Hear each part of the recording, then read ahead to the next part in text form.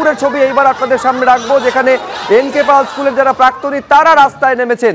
আমাদের প্রতিনিধি বা হিন্দল দেশ এই ছবি আরো বিস্তারিতভাবে আপনাদের জন্য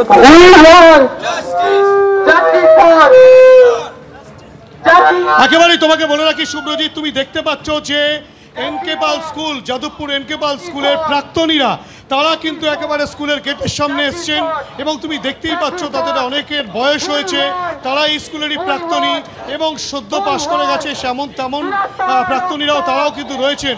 তারা কিন্তু রীতিমতো বিভিন্ন প্ল্যাকার্ড নিয়ে তারা রাস্তায় নেমেছেন এবং স্কুলের গেটের সামনে এই রবিবার তারা কিন্তু রীতিমতো বিক্ষোভ প্রদর্শন করছেন। তুমি দেখতে পাচ্ছ যে বিভিন্ন রকম প্ল্যাকার্ড রাখা হয়েছে, হাজার হাতকে এক করো, তোমার পাশের জনকে মিছিলে সামিল করো, এসো বন্ধু পথে নামি, প্রতিরোধের আগুন জ্বালি। অর্থাৎ আগুন জ্বালানোর বিষয় একটা রয়েছে যে প্রতিরোধের আগুন, প্রাক্তনীদের একটা ঈশ্বর, জাস্টিস ফর আরজি কর, এ ধরনের বিভিন্ন প্ল্যাকার্ড নিয়ে যাদবপুর এনকে পাল স্কুলের প্রাক্তনীরা তারা কিন্তু একেবারে স্কুলের গেটের সামনে বিক্ষোভ দেখাচ্ছেন এবং তারা যেটা বলছেন যে প্রাক্তনীদের সংখ্যা আরও বাড়লে তারা এখান থেকে মিছিল করে যাদবপুর থানা পর্যন্ত যাবেন। আমরা সরাসরি জেনে নেব আপনাদের আজকে এই যে প্রাক্তনীরা সকলে একত্রিত হয়েছেন কি দাবি নিয়ে, কি চাই? আমরা প্রাক্তনীরা আমরা চাই যে জাস্টিস চাই। আরজি করের যে ঘটনা ঘটেছে, নৃশংস হত্যা এবং তারপরে যেভাবে তাকে মারা হয়েছে, এটা সমাজের কাছে একটা কলঙ্ক।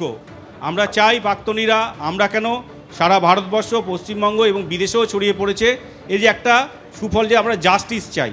এখন আমরা অর্থাৎ বিভিন্ন স্কুলের প্রাক্তনীরা তারা আজকে আরজি কর কাণ্ডের প্রতিবাদে সরব হয়েছেন। কার্মেল স্কুলের প্রাক্তনীরাও আজকে মিছিল বের করেছেন। দক্ষিণাবন থেকে শুরু হয়ে যে মিছিল গড়িয়াহাটের দিকে এগোচ্ছে। মানুষকে বলেছিলাম আমি বদল চাই, বদলা চাই না। এখন বাংলার মানুষকে বলছি, আমার পার্টির কর্মীদেরকে বলছি, আমি পুরনো নীতি থেকে সরে এসেছি। এখন নীতি পাল্টানো দরকার, যেখানে যেমন সেখানে তেমন ভাবে বদলার রাজনীতি শুরু করা দরকার। কে বলছেন? বাংলার কেন বলেছিলেন? তিনি ভেবেছিলেন যে আন্দোলনকারী যারা তাদের সাহস বা শক্তি তার পার্টির নেতাদের, তার পার্টির ক্যাডারদের মতো।